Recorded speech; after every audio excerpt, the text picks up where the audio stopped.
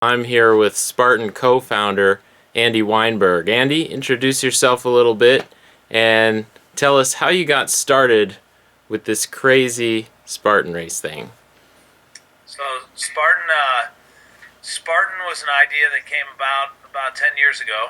We started a race called the Death Race, which was actually the first adventure race we put on here in Vermont, and that was in Pittsfield, Vermont. And we had a series of races through the peak events, and we wanted to come up with something cool that everybody could get excited about.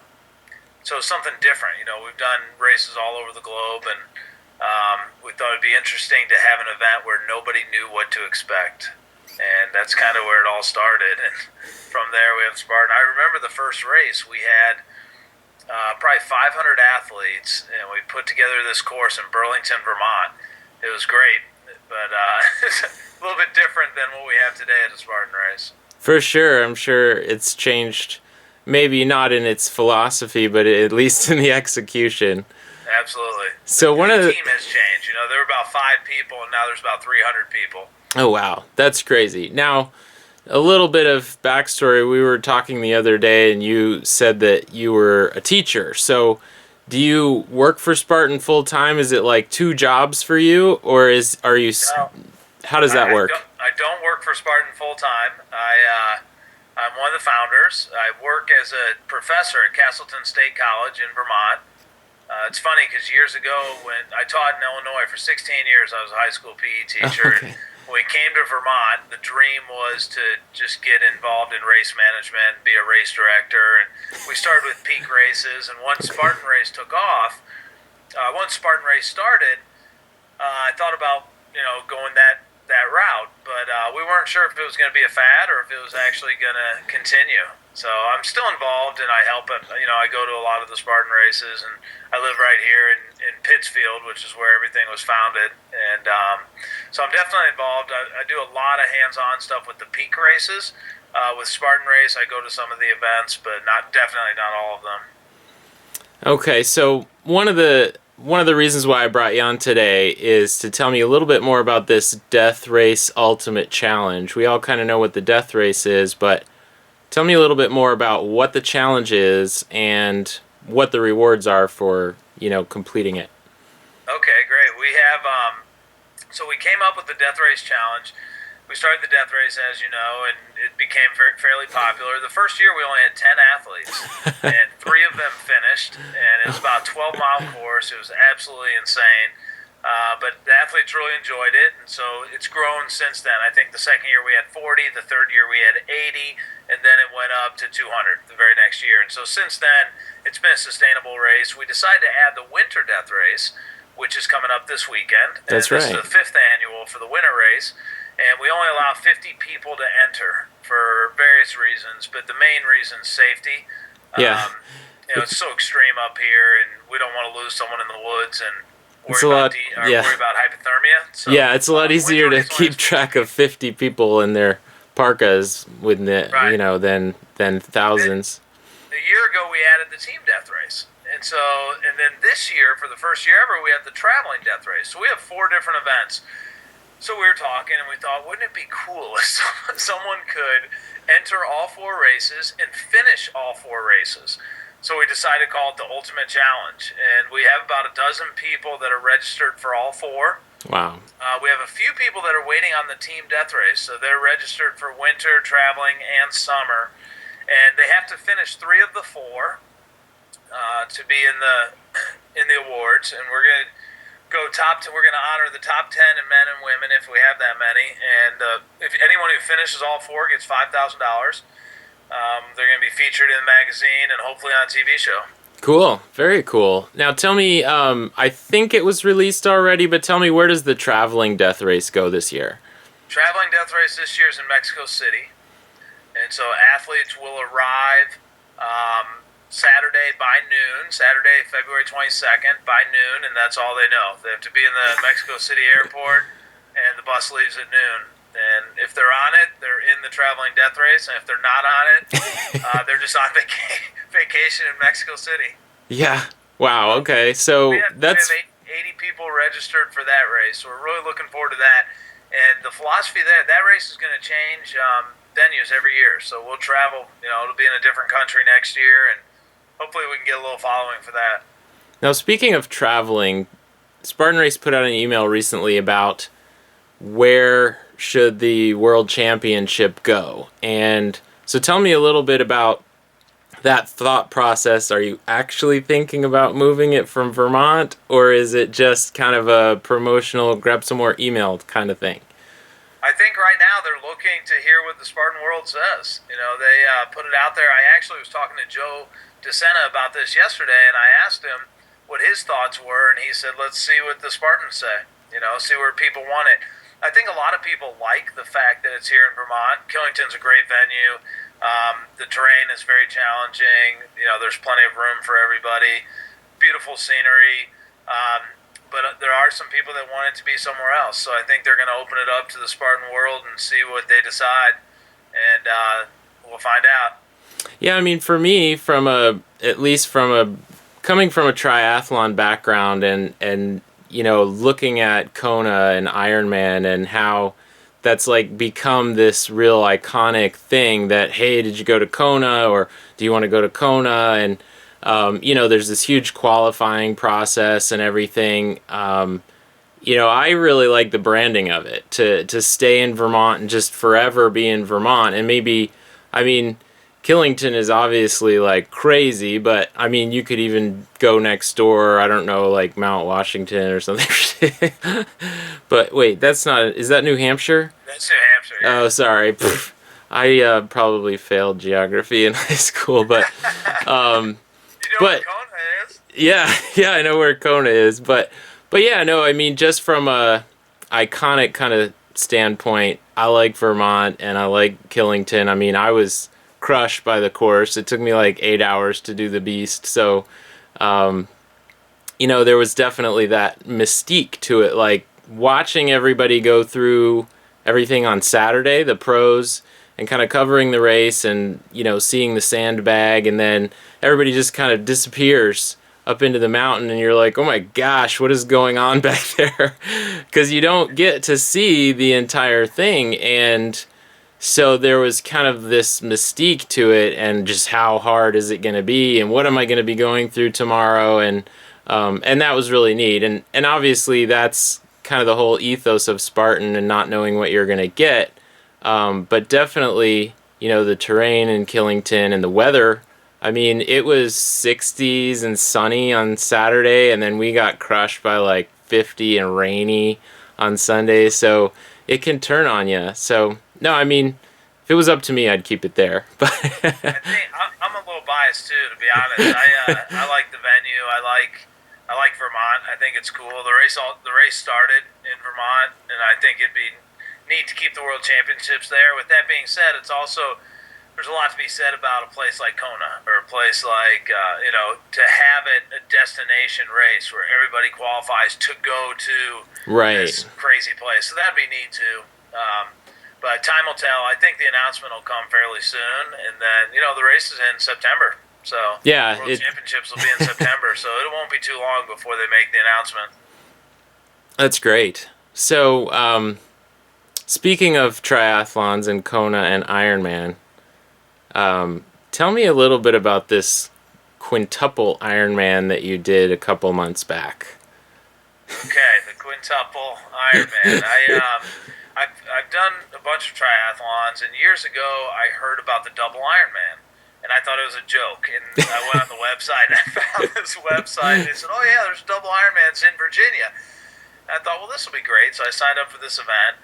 I drove from Illinois to Virginia all night long. We got there about an hour before the race. Everybody else was there the night before. They've got their bikes ready. I'm unpacking the car, looking for goggles. I don't know where my bike is. I had my college roommate with me, and I met a guy named Mike, who's a very good friend of mine, and from him I actually met Joe.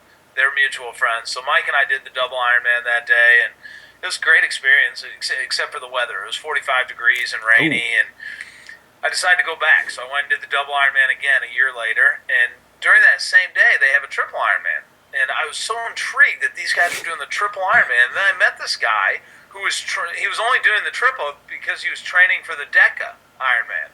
So, the sky's the limit with these things. So this guy was doing the triple. He was training for the DECA. Well, the DECA's in Mexico City in November, right around Thanksgiving. A lot of people can't go to that, myself included. So they only let 10 people in. And I thought, well, someday I'd like to do this DECA. They also have one in Italy. Well, about 2 years ago, Steve Kirby, the race director from Virginia, said, I'm thinking about bringing the Quintuple Ironman to Virginia. I said, if you ever bring it, I'll be there. I would love to do it. So he brought the race. I signed up. There were 9 of us that started and 3 of us that finished. But the venue is down in Virginia Beach, in Spotsylvania, Virginia, at Lake Anna State Park. I can tell you everything about this course because it's a loop course. Oh, boy. We did a 12-mile swim in the lake. Man. And followed by the 12-mile swim, a 560-mile bike leg, and then followed by a 131-mile run. So it's exactly, when they say Quintuple Ironman, it's exactly 5 times the distance of a traditional Ironman. So that's what it was. 12-mile swim, 500-mile bike leg, 131-mile run. The toughest challenge, there were different challenges throughout the race. The swim, your equilibrium's messed up. You're in the water for a really long time. It's tough to keep the calories. I was a little nauseous and seasickness, but they had a fishing tournament on the other side of the lake, so all the boats would go by, and we had a little bit of turbulence. Yeah. That was challenging, but I was a college swimmer, and that's probably, of the 3 disciplines, that's my strongest. So my goal was the same as everybody else, just get through the swim comfortably without wasting too much energy. So I was in the water a little over 5.5 hours. So it was like 5:40, I think, was my swim time. And then a transition. The transitions are minutes. It's like 15-minute transition for T1. But you get changed in your bike clothes, and then you set out for the bike. 560-mile bike leg. I think it took me 42 hours. That's with sleeping. I slept a little bit here and there. But the worst part was the rain. It was brutal. The first 200 miles were great, and then the rain kicked in. And it was 50 degrees and rainy, and you could not stay dry. It was literally 40 hours of the race. It rained on us. Oh, wow. Last 2 days, full rain. I think I saw some pictures on Facebook. That kind of destroys your feet and stuff like that, all the wet, right? So hard. I had some pains in my neck, but the worst part was just being wet and cold. Yeah. My feet were wet for 2 days, and then followed. We suffered a little bit. I suffered a little bit during the bike leg, but I knew if I could just get off the bike in one piece, I could shuffle and walk if I needed to for 2 days on the run. And then the run is 131 miles. I actually started out really slow and then got in a groove where we felt good and ran quite a bit. My support crew was Joe DeSena. He didn't show up until day 3, but when he showed up, he was excited to run, and I followed suit and actually paid the price later. I got a little carried away from mile 30 to mile 80 or 90, we ran straight, and I really paid the price. So the last 5 or 6 hours of the race were just a walk. That's all I could do, just get to the finish line. So when you're saying running, what kind of pace are you talking about? When we were running, we were going 8-minute pace, probably. Oh, wow. So it's just, it's definitely moving. Yeah, it felt like we were moving. But if you average out, the pace would be like on a normal section of the race, probably 10-minute pace, because you jog at 8 to 9 and then walk at 13 to 14. Maybe I can do a fast walk at 13 minutes, but we shuffle at 11 or 12 minutes a mile. So if you average the whole thing out, when I'm moving, it's probably 10 to 11 minutes per mile. But during that section we were running, we were really hoofing along.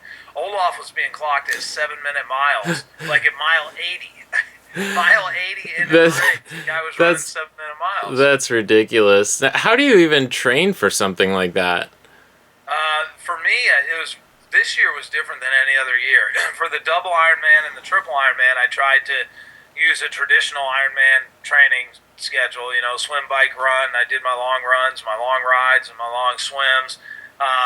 But my last triple Ironman, all I did was bike. It was very interesting. That entire year, I logged so many miles on the bike, and I felt great. The swim, for me, is a little bit easier. So I figured the bike leg, it's always my weakest link. I really need to focus on the bike. So I did lots of biking. This year for the Quintuple Ironman, I did not swim, which was a big mistake. I swam a handful of times. I didn't bike as much as I would have liked, but what I did do, which was tremendous, it really helped out. I did a lot of hiking with a weight vest.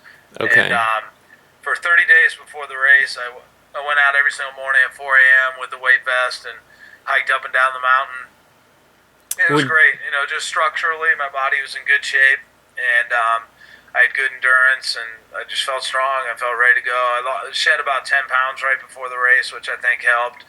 I do a lot of hiking and running anyways, but definitely not your traditional triathlon training. Not as much cycling as I would have liked. But, I think, as you know, being a cyclist, as long as you're comfortable on the bike and you have put in some decent miles, the long ride's really not that bad. Yeah, you can always. You don't move very fast. Yeah, you can always move. My bike splits are not that quick. Just staying on the bike, no aero position. Olaf actually brought 2 bikes, and he rode aero for a while, and he put the bike up and just went to his road bike. It's 560 miles, and it's too aggressive to be in a aero position. So I just go with a traditional road bike and just try to stay strong and keep the legs moving. Now, it sounds a little bit like the death race in that you can't really prepare for that kind of stuff in terms of you're going to be just going so long, you can't really simulate it like you do in normal training for a 5K or even a marathon. You're going to put in some 20 milers. Obviously, you can't simulate it. So what would you do for preparing for the death race? Would it be something like hiking a lot? A lot of hiking. Well, one thing that's an interesting question because I thought about that a lot during the Quintuple Ironman, getting ready for it and participating in it. And I've done lots of long races, ultra marathons, and adventure races, and triathlons. And I think about that often. I think a lot of it's mental. It doesn't matter what distance you're doing. If you're prepared mentally and you have good confidence in your training, confidence in your nutrition plan, and you're healthy, I think you can fight through it mentally. So that particular race, we did 5-mile loops on the bike, so it was a mental challenge. And the run was 1-mile loop, 1 mile out, 1 mile back, over and over, 131 miles. So it can be challenging. But that's like doing a marathon on a track. It's a little bit like a goldfish, Yeah. Swimming around every 5 seconds. My mind's going somewhere else. So I could fight through that a little bit.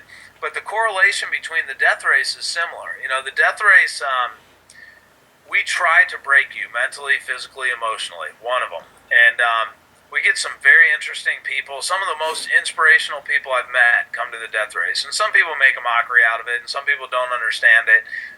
Once you're embraced in that race, it's amazing some of the people you'll meet. And just some quality individuals, some great athletes, quality individuals. And it's a lot of fun. But as far as preparation, definitely do a lot of long hiking and weighted hiking. It's not a running race, and right. We have had a lot of fast runners show up. Some of them do well, and some of them don't do well. It's very challenging. So we're trying to find your strengths and weaknesses. If you're a runner, we know that your weaknesses most likely are upper body strength. So right. We're going to take running away from you by having you carry something heavy. So if you're carrying something heavy, now you're hiking. So if you're a strong hiker, you'll do well in the race. You definitely have to be mentally prepared. We also try to take a little bit away from the strong guys by adding long treks. So, we'll have 15, 20-mile treks where they're running and walking for those distances. So if you're strong and you have a big upper body and cardio's not your thing and you're not much of a runner, that's going to be your weakness. So it's interesting. It doesn't cater to one certain person. Somebody who has good muscular strength and endurance and has good cardio is going to do great. We try to think about which athletes do the best, and we've had some triathletes do great. We've had a lot of triathletes fall. We've had some runners do great. We've had a lot of runners fail. Everyone says, how do the military guys do? The military guys, a lot of them do well. We've had a lot of military guys go home with their tail between their legs. So it changes all the time. You never know who you're going to get, what personalities are going to come into it. I think your best bet is to train super hard, have a good mindset and a good attitude. If you come in and you think it's us versus them, you're probably not going to do very well. We've tried to create an experience where you can challenge yourself. And, we create the experience, but really you're going to fight your own demons. There's peaks and valleys, and there's times where it's going to be dark and ugly, and you're by yourself in the woods. It's not against us, it's against yourself. So, if you can get out of that spot and push yourself to the next checkpoint, usually things can change. And it's challenging, though. You know how it is. You can be in that dark spot for a couple hours, and it's demoralizing. But if you can just push through it and get to the next checkpoint, you'll be fine. So when you're doing something super long like that, the death race or the quintuple or an ultra or something like that, what kind of nutrition do you focus on? Are you fat adapted, or do you take in a bunch of carbs? How do you work that for yourself? I've been fortunate. You have to think about how many calories you're burning depending on the discipline. If you're on a slow, flat, easy bike course, it's going to be a little bit different than if you're climbing or if you're picking up the pace. The death race, you have to be smart. There's times where you're just walking and long distances or hiking, and you're probably not burning as many calories. And then there's other times where you're splitting wood nonstop for an hour. You're burning lots of calories. So you can get depleted really easy. For me, I've been fortunate. You hear a lot of people say they have stomach problems. Oh, I ate this and I felt horrible, and it's never been bad for me. I just go with as much real food as possible. I don't do any of the supplements, but the power bars are easy to carry those around. You just want to get a lot of calories, a lot of carbs, get some protein if you can. I've heard about pizza stay at the hydrated. death A lot of race. it's common sense, and a lot of people will tell you, "Oh, I packed everything. I had as much food as I needed," and then they run out of food. So you think you have enough, but you're burning so many calories. I mean, every hour, some people are burning 1,000 calories in an hour, and are burning 1,000 calories in an hour. So you need to replenish yourself. It's every hour. In a race like that where you're sweating a lot and you're depleted. If you're doing a marathon race, and depending on your pace, you could be done from 3 hours to 5 hours. 2.5 to 5 hours. It's not as crucial when you're out there for 24 hours or 36 hours or 48 hours. It's very, very crucial. If you don't get the right nutrients put back into your body and replenish yourself, you're going to crash. There's no way you'll finish. You can't recover from that. Yeah, I mean, I was doing. I did a race last year. I think we talked a little bit about it, where I just completely bonked, fell apart. I was malnourished. I had done a race that early that morning, and it was really hard terrain in the mountains. But I just, totally bonked, ran out of carbs, all that stuff. I got myself kind of fat adapted going into Vermont, and in 8 hours of hiking up and down all over the place in Vermont, I think I had maybe 2 gels. And one of them fell off on the Tarzan swing, so I watched it plummet into the lake, and I was like, "No, that's my last gel." But yeah, I mean, I've been getting a little bit more into adaptation. I know Matt Murphy and I had a big conversation in terms of just total available calories. The problem is, you start to run out of, or you start losing the ability to burn fat when you get over 65% VO2 max, I think is the figure. But yeah, I mean, I hardly ate anything. I talked to Hunter in Vermont. He didn't really eat much of anything. But even Matt Murphy said he was fat adapted, and he took in 10 gels or something like that. Wow. So that's convenient. If you can pack those gels and you can carry them for 6 to 8 hours, you're fine. But beyond that, you almost need some real substance. Well, I heard. Gels are good. What about pizza? I'm an ultra runner, one of the best ultra runners in the world. His name's Carl Meltzer, and he won the Hurt 100, and he did it all in gels, the whole thing. It's amazing. So some people can do it, and he's running at a fast pace, and his VO2 max is high, and it's amazing. But he did the whole thing on gels. Now, what about? I've heard people at the death race eating pizza and stuff like that. Is that a regular occurrence? If you can get it. If you have a good support crews get very creative. They'll go to the store and bring sandwiches and pizzas. I know I like it. If I can get my hands on real food like that during a race, the only problem is you can't count on it. If you're counting on that sandwich or that pizza, and we're 12 hours away on the other side of the mountain, and you don't even see your support crew, you're in trouble. So, Right. a lot of people go with the strategy of packing sandwiches, peanut butter and jelly sandwiches, peanut butter and honey. Some people pack cheese, a lot of power bars, a lot of gels, beef jerky, nuts. It's a challenge though. You got this backpack, and you can only put so much in that backpack, and you hope that you're going to get back to the main checkpoint where you can refuel. We let them leave food and drinks under a tent at the death race. The problem is when they leave, they don't know how long they're going to be gone. Right. Sometimes it's 2 hours, and then it's no problem. Sometimes it's 6 or 8 hours. They're going to be out there in the woods. So they have to use some strategy and pack. We also lie to them. And that's gotten you guys into a little bit of trouble too, right? Like telling people it's over, you're finished, go home, and they don't stop, right? They won't stop. Yeah. Well, we've changed that, but we had to. That's a great point, Joel. But 2 years ago, we told everybody. We said, guys, we're going on a 24-hour hike. We are literally not going to be back for 24 hours. So bring as much food and water as you can carry for 24 hours. So everything you're going to need to survive in the woods. A lot of them thought we were lying. We really were gone for 24 hours.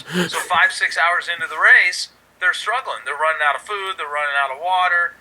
So, of course, we told them not to drink the water out of the streams because they would get giardia or they would die. And that was completely inaccurate. I drank out of those streams all the time. But people, they wouldn't do it, or they would share with other people. And it was an interesting component. But, we try to keep them guessing all the time. And it does get us in trouble a little bit sometimes because we had 1 year where we did not pull anybody from the race. The only way you were out of the race is if you quit. You had to come to us and say, I quit.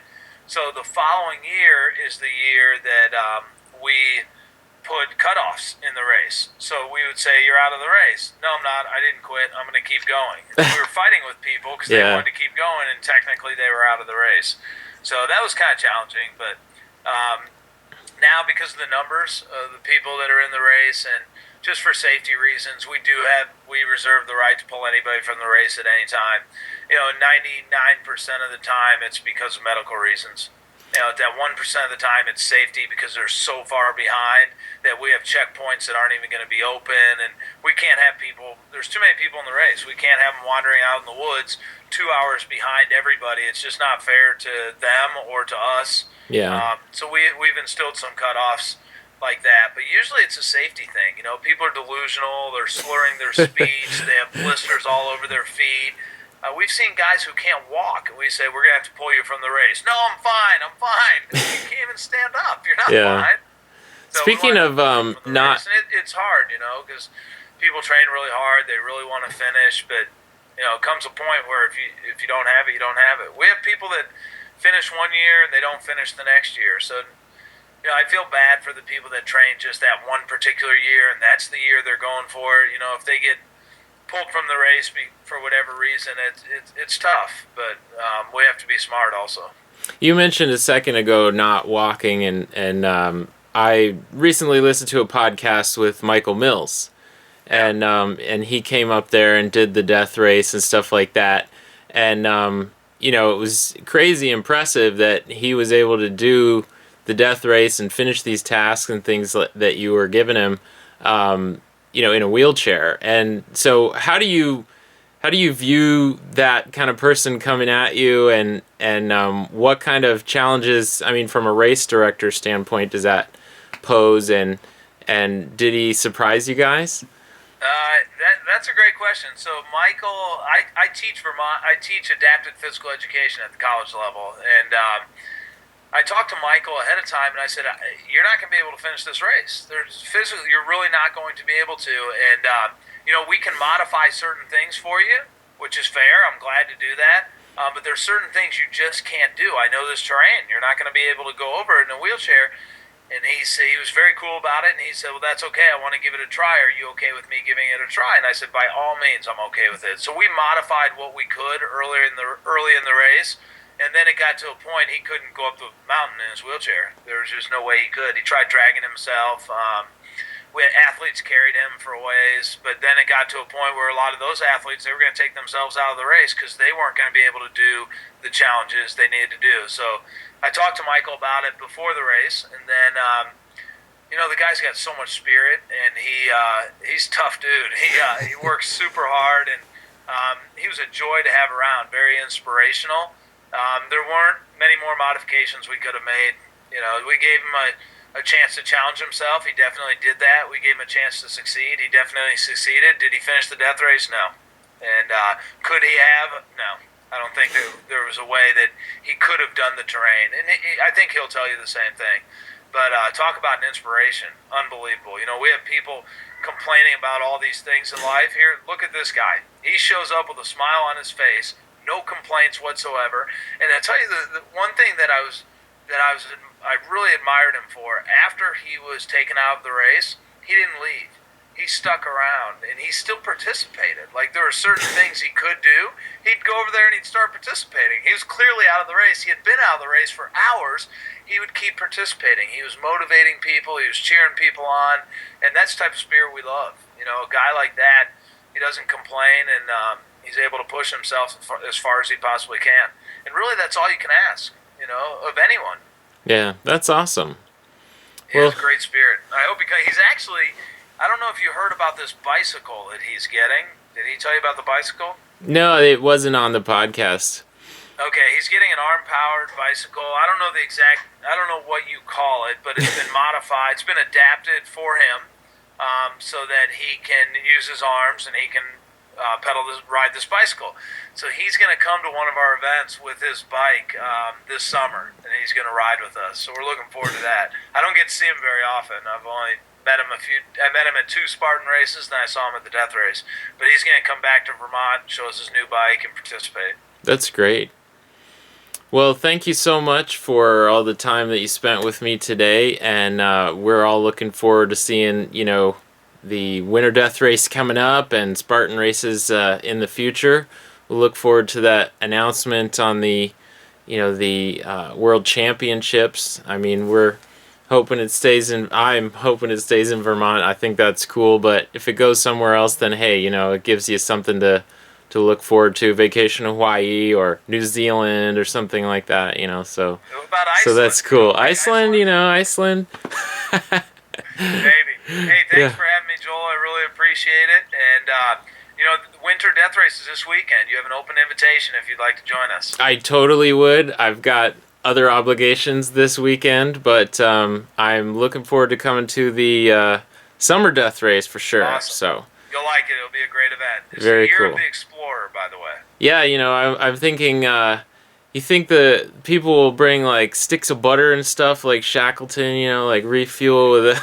like burlap knapsacks, and we're going to have them make their own shoes, so hopefully they're doing some research and they'll be ready. Excellent. All right, well, thanks again, and look forward to it. Thank you, good Joel. luck.